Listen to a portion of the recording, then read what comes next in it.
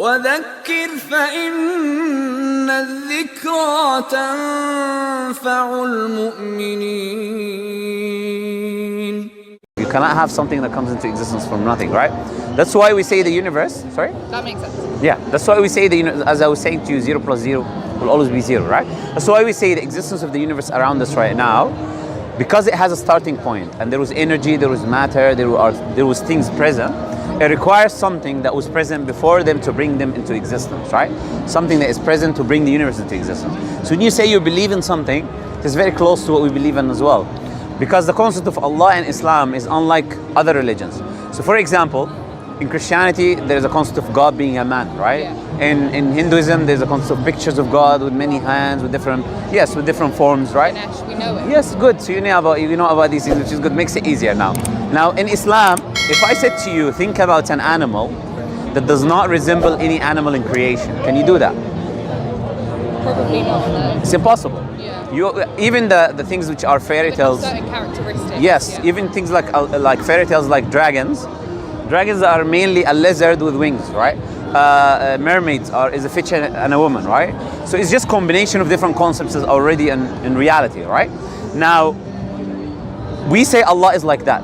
It's something which doesn't resemble anything in creation, which means no matter how hard you try to think about how Allah is, you can never reach that conclusion, right? So when you say you believe in something, that's what we believe in. Allah is transcendent, beyond something, beyond our understanding as humans, beyond our comprehension, and it created and brought the universe into existence, right? Do you say that makes sense? Yes. Okay. We say when you look at the universe as well, you will need certain characteristics in order for you to be able to bring the universe into existence. Like I cannot make this table without materials like iron, etc. You cannot create the universe without power that we cannot even comprehend, compress the universe into a singularity, knowledge that we cannot even know of to have all of these laws of time and physics and gravitational constants and all of these very precise laws, right? You would need wisdom that we cannot even comprehend, right? You will also need to be not bound by the laws in the universe because you made the laws of the universe, right? So, and independent of the universe. So if you believe in these basic things, this is a concept that we believe in, that we refer to as Allah. We use the word Allah because unlike the English word God, which can be feminine like goddess and plural like gods, Allah is, in the Arabic does not have a feminine plural. It's just unique. It's just uniquely one. So it completely represents what we believe in as Muslims, right? It's an accurate representation of the divine, right? And also you have the concept of prophets. Jesus, Moses, Noah, Abraham, Muhammad. Okay, peace be upon them all. So we believe in all of these prophets, right? What about you? Do you believe in prophets? I don't know. I was brought up as a Christian okay. my whole life. But yes. I kind of ruled it out recently. You did what? Ruled it out? I was just like, yes. I just kind of struck it from my life. Why? I don't know. I think I was kind of held back.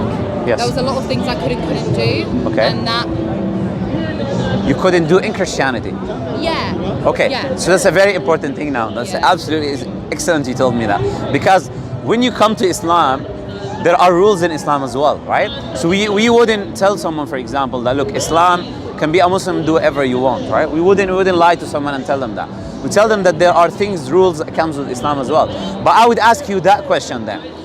What criteria did you use to choose from the Bible what you like and what you don't like? What did you use? Yeah, that's difficult because there are a lot of things that people do anyway, like yes. Okay. materials, stuff that people do anyway. So I didn't really. So what did you disagree with, for example, in the Bible? Just all of it. As all of it, okay. Yeah, just okay. I mean, obviously, yes. some of it I like the don't idea. Kill, don't rape, don't steal. Yeah. You should agree with that at least, Yeah, like the law. Yes, the law. yes. But I like the idea of having something to believe in. So that's why I stuck with it for so long. Sure. But my question is a bit, I'm trying to ask you, where do you get your morals from? What do you use to judge whether an action that you will do is correct or incorrect? How do you do that? I don't know. Good. Okay. Usually, what happens to people subconsciously, they take their morality from their environment. Say moral and ethics. From their environment. It comes from your parents, from your society. Yeah. That's what you would believe yourself, right? If you're born in the past, you believe different things.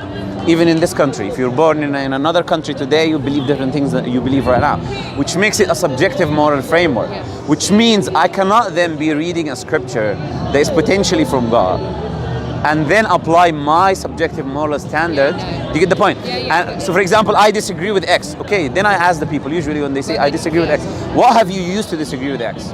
You know, if I made a phone, I have a phone in my pocket. Let's assume I made this phone. Yeah. Would anyone else in existence know more about this phone than me? No, because it's yours. Yes, because I made it.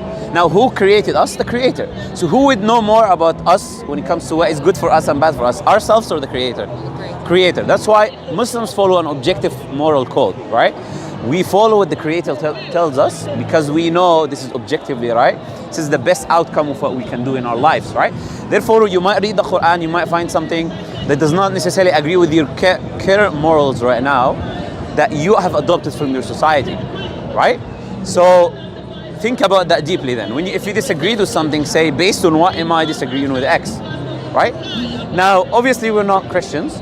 There are disagreements between us and Christianity, but we believe in the previous prophets, like Jesus and Moses, and we say that... You believe in Jesus? Yes, definitely. It actually is mentioned 25 times by name in the Qur'an. Well, read it. While Prophet Muhammad is mentioned only 5 times by name. Moses is mentioned 70 times by name in the Qur'an, more than Prophet Muhammad, many, many more times, right? So we believe in these prophets and we hold them in high regard as well, but we don't worship them. We don't seek help from them, we seek help from God, we worship God, right? Only the creator, not the creation, right? And we say that they were sent only to their localities and people. Like Jesus was only sent to the lost sheep of the house of Israel, right? Other prophets were only sent to their specific people and nations. They were not sent to everyone. While Prophet Muhammad came with a universal message as the last and final messenger for everyone. That's why you have Muslims from every locality, every country of the world right now, right? So you haven't told me really. You said you're from a Christian background, but you didn't tell me whether you believed in prophets or not. Okay, let me ask you. Let me give you a different way of thinking about it. If I made something, an object that you've never seen in your life, and you want to know how to operate it, who would you ask? I've made an object, it's in front of me. You want to know how this works. Who would you ask? I think initially I'd go to my parents. But it's an object that I designed that no one have designed before. You have to go to me, isn't it? Definitely, right? Because no one knows how to operate it except me. Thank you so much. No, I'll let you go. I'll let you go if she needs to go. I don't want to keep you for long. You want to go with her? Yeah, no problem. Yeah. If you have any questions, we're here 7 days a week. Come back. Thank you so much. Read it, yeah? Yeah, I will. Nice talking to you guys. See ya.